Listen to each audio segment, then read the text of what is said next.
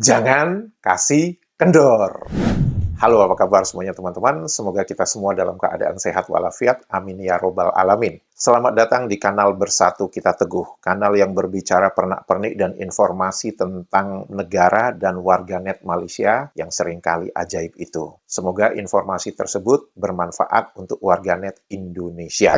Di video kali ini saya akan berbicara tentang berita-berita yang menurut saya ini layak untuk saya jadikan sebagai konten dari video ini untuk membuka mata kepada warganet Indonesia dan juga mungkin kepada warganet Bangladesh agar mereka bisa melek berita. Ketika mereka mengatakan Indonesia itu banyak korupsi, Indonesia itu tingkat kriminalitasnya tinggi, sebaiknya Anda harus banyak membaca berita-berita yang terjadi di dalam negeri Anda. Apakah Anda mau membuka mata Anda atau masih tetap dalam bebalisme?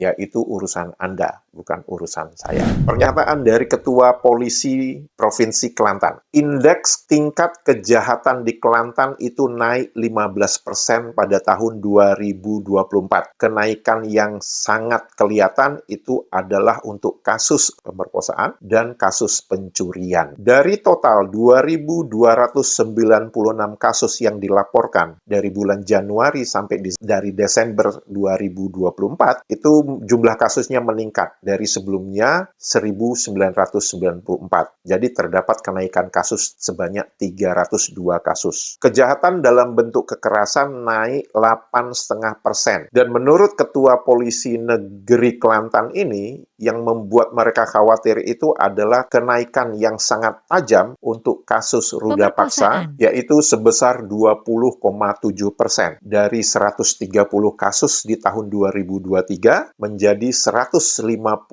kasus di tahun 2024. Nah, pernyataan dari Wakil Perdana Menteri Malaysia, Zahid Hamidi, yang asalnya itu dari Jawa Ponorogo tersebut, mengatakan bahwa penyalahgunaan obat terlarang atau narkoba itu berada pada tingkat yang kritis di Malaysia. Penyalahgunaan obat-obat terlarang di Malaysia telah mencapai tahap kritis dan menjadi ancaman yang serius kepada keamanan umum, stabilitas ekonomi, dan struktur sosial negara Bangladesh. Ini dikatakan oleh Wakil Perdana Menteri Malaysia, Zahid Hamidi. Terdapat 192.857 pengguna obat-obat terlarang atau yang ketagihan di negara Malaysia. 61% dari mereka berada dalam kelompok umur 15 sampai 39 tahun. Dari 61% yang berada dalam kelompok umur 15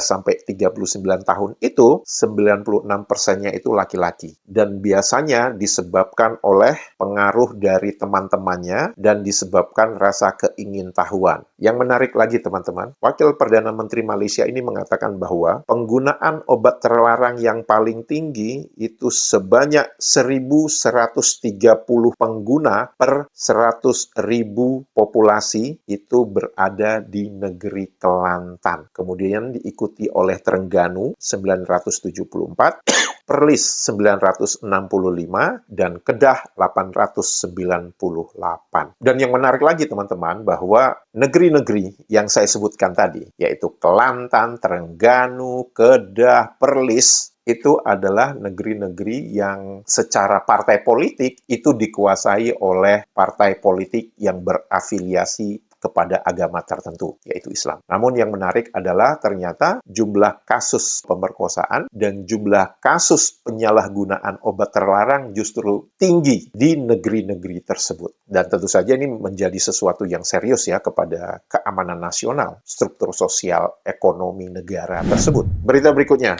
kebangkrutan mulai menerpa kepada anak-anak muda Malaysia. Ini datanya memang menurut saya agak mengerikan ya. Terdapat 5.000 rakyat Malaysia yang masih berusia muda, maksudnya di bawah umur 34 tahun, itu dinyatakan bangkrut sejak tahun 2020, menurut laporan pada tanggal 13 Maret 2025. Ini menunjukkan bahwa terdapat masalah keuangan yang serius di antara populasi pemuda di Malaysia. Dan 5.000 rakyat Malaysia yang di bawah umur 34 tahun dan mengalami kebangkrutan itu adalah hampir 15% dari total kasus kebangkrutan di Malaysia. Penyebabnya kan ada pepatah ya, lebih besar pasak daripada tiang. Nah, penyebabnya adalah mereka meminjam melebihi dari kemampuan mereka untuk membayar.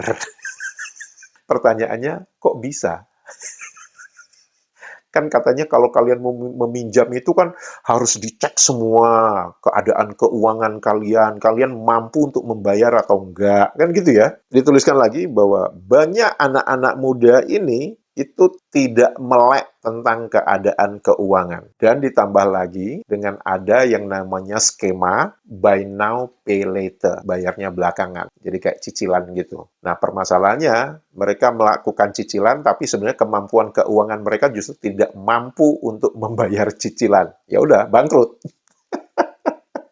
Berita kesehatan. Negeri Kelantan menunjukkan kenaikan kasus untuk kencing manis, diabetes, dan kolesterol. Ini dikatakan oleh Menteri Kesehatan Malaysia. Berdasarkan survei atau jajak pendapat yang dilakukan oleh Kementerian Kesehatan Malaysia, 16,3% dari orang-orang di Kelantan itu mengalami diabetes, dan angka 16,3% itu lebih tinggi 0,7% dibandingkan angka rata-rata nasional Malaysia, yaitu 15,6%. Kenaikan tingkat kolesterol juga menunjukkan peningkatan untuk orang-orang di Kelantan, yaitu sebesar 34,9%. Sedangkan angka rata-rata nasional itu adalah 33,3%. Negeri Kelantan ini banyak masalah ya, mulai dari kasus pemerkosaan, kriminalitas, kemudian kencing manis, kemudian kolesterol tinggi. Dan tentu saja penyalahgunaan obat-obat terlarang. Masalah ini negeri.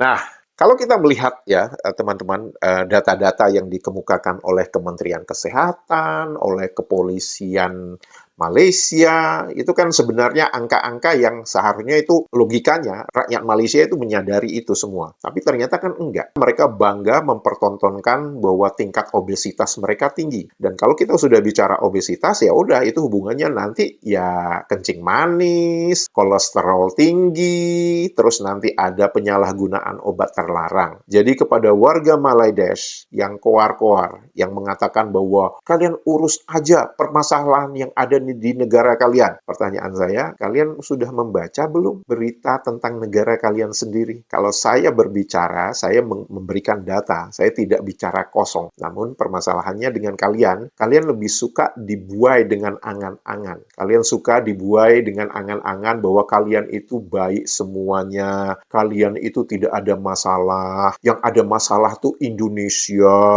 Ya, jadi kalian harus punya cermin di rumah. Teman-teman, jika video ini informatif, jangan lupa jempolnya dan komentarnya. Untuk itu saya mengucapkan terima kasih. Sehat walafiat selalu. Siapa kita? Indonesia!